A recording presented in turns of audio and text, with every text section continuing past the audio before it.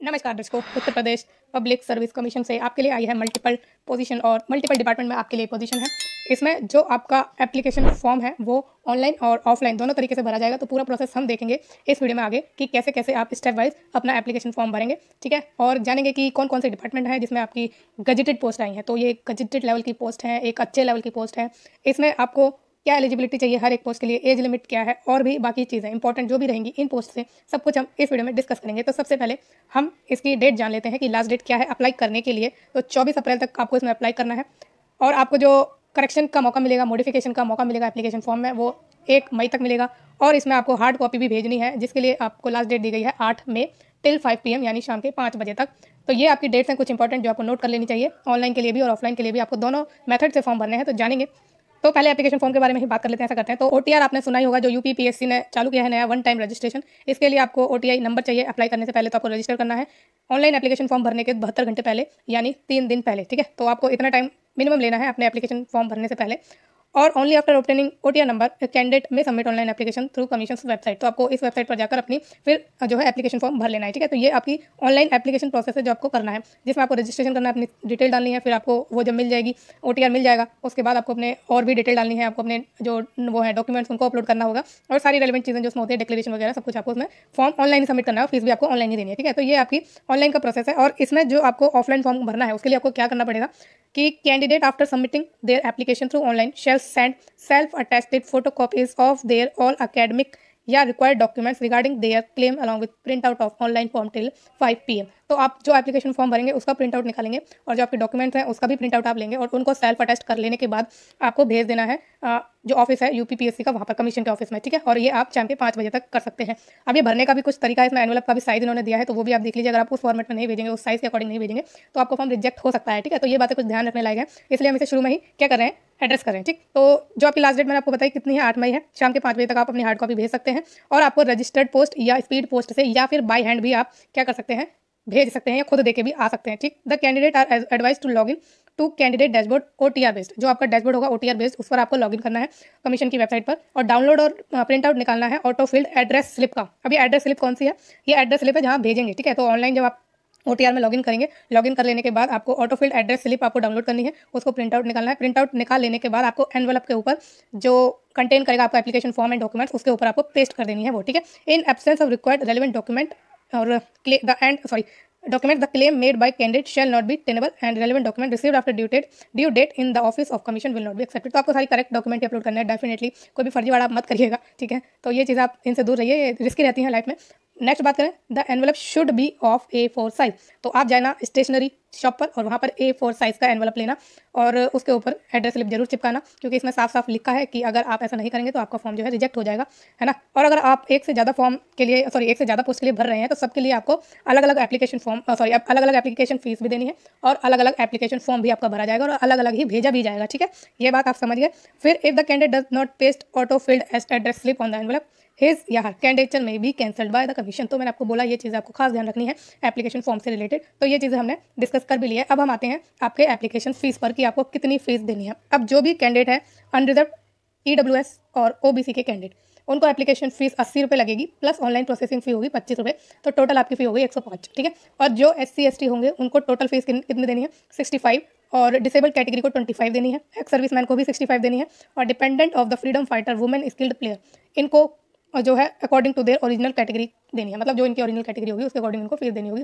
वो अनरिजर्व में आते हैं या SC ST में आते हैं या एक्स सर्विसमैन में आते हैं या डिसेबल्ड में आते हैं, जैसे भी आते हैं उनको उसके अकॉर्डिंग फीस देनी है, ठीक है। अब हम आते हैं डिपार्टमेंट पर, उसकी पोस्ट पर, उनकी वैकेंसीज की डिटेल पर, एज लिमिट पर और क्या नेचर है आपकी पोस्ट का, उसकी क्वालिफिकेशन क्या है, इनके बारे में अब हम जानते हैं। तो हाउसिंग एंड अर्बन प्लानिंग आपका क्या है डिपार्टमेंट है। इसमें जो नेम है पोस्ट का वो है असिस्टेंट आर्किटेक्ट। इसमें टोटल नंबर ऑफ वैकेंसी 2 है और दोनों जो आपकी वैकेंसी है वो अनरिजर्व के लिए है। नेचर है पोस्ट का ग्रुप B और गजेटेड है, ठीक है। पे लेवल इसमें या पे स्केल 10 है इसका, जिसका ग्रेड पे रहेगा 5400।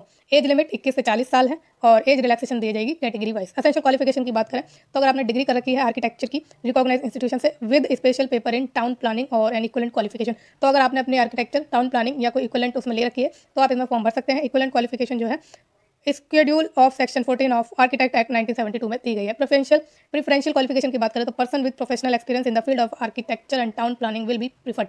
तो जिन्होंने एक्सपीरियंस ले रखा है आर्किटेक्चर की फील्ड में, टाउन प्लानिंग में, उनको प्रेफरेंस आगे मिलेगी। एक candidate other thing being equal be given preference in the matter of direct recruitment, ठीक है। तो डायरेक्ट रिक्रूटमेंट के मैटर में ये क्या करने वाले हैं, प्रेफरेंस देने वाले हैं। If he she has reserve in territorial army for a minimum period of 2 years has obtained B certificate of NCC। तो ये आपका है कि आपने अगर जो टेरिटोरियल आर्मी है उसमें काम किया है 2 साल तक, उसे ज्वाइन किया है 2 साल तक, NCC का सर्टिफिकेट है, तो उसमें भी आपको प्रेफरेंस आगे दी जाएगी, ठीक है। तो ये चीज़ें आपकी हो गई। अब जो आपका फिशरीज डिपार्टमेंट है उसमें असिस्टेंट डायरेक्टर फिशरीज़ की पोस्ट है। नंबर ऑफ वैकेंसी 7 है टोटल, और उसमें से 2 है अनरिजर्व के लिए, 2 है SC के लिए, 3 है OBC के लिए। हॉरिजॉन्टल में रिजर्वेशन दिया गया है 1 को, और वो फीमेल को दिया गया है। पोस्ट है जो नेचर है जो पोस्ट का वो है ग्रुप बी और गजेटेड है। पे लेवल की बात करें, स्केल की बात करें तो 10 है, और ग्रेड पे इसमें 5400 का है, ठीक। 21 से 40 आपकी एज लिमिट है। क्वालिफिकेशन की बात करें तो एक candidate for direct recruitment to the post of assistant director must possess the following qualification. तो अगर आपने पोस्ट ग्रेजुएट की डिग्री ली है जूलॉजी में विद स्पेशलाइजेशन इन फिशरीज, ठीक है, फिशरीज में अगर आपकी स्पेशलाइजेशन है और जूलॉजी में आपकी डिग्री है तो आप इसमें फॉर्म भर सकते हैं। या फिर अगर आपने पोस्ट ग्रेजुएशन की डिग्री ली है in fishery science from a university established by law in India और एक qualification recognised by government as equivalent there, तो तब भी आप इसमें फॉर्म भर सकते हैं। अगर आपने पोस्ट ग्रेजुएशन की डिग्री ली है फिशरीज में, इसमें कोई स्पेशलाइजेशन की डिमांड नहीं है। या फिर अगर आपने बैचलर की डिग्री ले रखी है 4 साल की इन फिशरी साइंस, तो भी आप इसमें फॉर्म भर सकते हैं। इसमें भी आपके लिए कोई भी जो है स्पेशलाइजेशन की डिमांड नहीं की है, ठीक है। तो ये आपकी चीज़ें हैं। अब इक्वलेंट क्वालिफिकेशन का मतलब क्या है, 4 year tech degree in fisheries engineering from an institution, तो ये इक्वलेंट का मतलब है, ठीक है। तो जिन्होंने 4 साल की डिग्री ली है बीटेक की इन फिशरीज में, फिशरीज इंजीनियरिंग की, तो वो भी इसमें अप्लाई कर सकते हैं। प्रेफरेंशियल क्वालिफिकेशन की बात करें तो candidate other things being equal be given preference in matter of direct recruitment if she has served in the territorial army for the minimum period of 2 years, और जो बी सर्टिफिकेट ले रखा है NCC का, तो इसमें प्रेफरेंस मिल जाएगी। और बाकी चीज़ अगर सेम होती है उस पर, ठीक है, मतलब अगर आपकी क्वालिफिकेशन भी है और आपने टेरिटोरियल आर्मी में सर्व किया है 2 साल तक और बी सर्टिफिकेट है NCC का, तो आपको इसमें आगे प्रेफरेंस मिल जाएगी। नेक्स्ट बात करते हैं financial management and budget directors की। इसमें जो पोस्ट का नाम है रिसर्च ऑफिसर का है, एक वैकेंसी है आपकी और वो अनरिजर्व के लिए है। ग्रुप बी और गजेटेड पोजीशन है, लेवल 10 है। 5400 ही आपका क्या रहेगा, इसमें GP रहेगा यानी ग्रेड पे रहेगा। 21 से 40 साल की एज लिमिट है। क्वालिफिकेशन की बात करें तो पोस्ट ग्रेजुएशन की डिग्री आपके पास होनी चाहिए मैथमेटिक्स में या मैथमेटिकल स्टैटिस्टिक्स में या फिर कॉमर्स या इकोनॉमिक्स या स्टैटिस्टिक्स में विद एटलीस्ट 55% मार्क्स। तो आपकी जो डिग्री है पोस्ट ग्रेजुएशन की इनमें से किसी एक फील्ड में है और उसमें आपके 55% मार्क्स हैं, तो आप इसमें अप्लाई कर सकते हैं। या फिर 2 साल की पोस्ट ग्रेजुएशन का डिप्लोमा लिया है स्टैटिस्टिक्स में and institution recognised by government, जो एक रिकॉग्नाइज गवर्नमेंट आपका इंस्टीट्यूट है, और साथ में आपको हिंदी देवनागरी स्क्रिप्ट की क्या है नॉलेज है, तो आप इसमें आराम से फॉर्म भर पाएंगे, ठीक है। ये आप समझ गए होंगे। कोई कंफ्यूजन हो तो आप मुझसे कमेंट में पूछ लेना, ठीक। प्रेफरेंशियल में सेम है आपकी कि आपने 2 साल टेरिटोरियल आर्मी में करा हो और जो NCC में बी सर्टिफिकेट ले रखा हो। नेक्स्ट जो आपका डिपार्टमेंट है वो है मेडिकल एजुकेशन डिपार्टमेंट। लेक्चरर की पोजीशन है फार्मेसी में, टोटल 11 वैकेंसीज है। उसमें से 6 अनरिजर्व के लिए है, 2 SC के लिए है, 2 OBC के लिए है, 1 EWS के लिए है। हॉरिजॉन्टल रिजर्वेशन में 2 वैकेंसी दी गई है फीमेल को। ए ग्रुप है इसका, ठीक है। नेचर ऑफ पोस्ट जो है ग्रुप ए है, गजेटेड है। पे स्केल इसका 10 है। एज लिमिट 21 से 40 साल है। असेंशियल क्वालिफिकेशन की बात करें तो post graduate qualification in the respective subject, तो फार्मेसी में आपने पोस्ट ग्रेजुएट की क्वालिफिकेशन ले रखी हो, ठीक। तो ये आपकी चीज़ें इसमें इंपॉर्टेंट है इस पोस्ट के लिए। और बाकी कोई भी इन्होंने अदर जो प्रेफरेंशियल क्वालिफिकेशन है वो इसमें नहीं रखी है, इतना ही है बस इसमें। नेक्स्ट डिपार्टमेंट है आपका आयुष होम्योपैथी डिपार्टमेंट। इसमें जो आपका नेम ऑफ पोस्ट है वो रीडर है। नंबर ऑफ वैकेंसीज टोटल 11 है। होम्योपैथिक मटीरिया मेडिका जो आपकी स्पेशलाइजेशन है, उसमें जो टोटल पोस्ट वैकेंसी निकली है वो 8 निकली है, और उसमें से 6 आपके रिजर्व के लिए, 1 SC के लिए है और 1 OBC के लिए है। हॉरिजॉन्टल रिजर्वेशन फीमेल को दिया गया है 1 वैकेंसी के लिए। होम्योपैथी फार्मेसी में टोटल 3 वैकेंसी है, उसमें से 2 अनरिजर्व के लिए, 1 OBC के लिए है, और हॉरिजॉन्टल रिजर्वेशन इसमें नहीं है। टोटल हो गया आपकी 11 वैकेंसीज। ग्रुप ए की आपकी ये पोजीशन है, गजेटेड है। पे स्केल 11 है, जिसमें आपकी जो सैलरी होगी वो 2 लाख प्लस हो सकती है। और एज लिमिट की बात करें तो 28 साल से 45 साल वाले इसमें फॉर्म भर सकते हैं। असेंशियल क्वालिफिकेशन पर आए, जो एजुकेशन क्वालिफिकेशन है in subject namely homoeopathic materia medica homoeopathy pharmacy. Essential qualification इसमें है कि पोस्ट ग्रेजुएशन की क्वालिफिकेशन आपने ले रखी है होम्योपैथी में with 4 year of teaching experience, 4 साल के टीचिंग एक्सपीरियंस के साथ एज असिस्टेंट प्रोफेसर या lecturer in the concern subject in homeopathic college of degree level, ठीक है। तो डिग्री लेवल का आपका कॉलेज होना चाहिए जिसमें आपने 4 साल का टीचिंग एक्सपीरियंस लिया हो एज ए असिस्टेंट प्रोफेसर या लेक्चरर, साथ में आपकी पोस्ट ग्रेजुएशन की डिग्री भी होम्योपैथी में होनी चाहिए, ठीक है। अब आगे बढ़े तो जो इसमें आपने क्वालिफिकेशन की बात की है उसमें नीचे से शुरू करते हैं। तो the qualification shall be the one included in second schedule of homeopathy central council act 1973।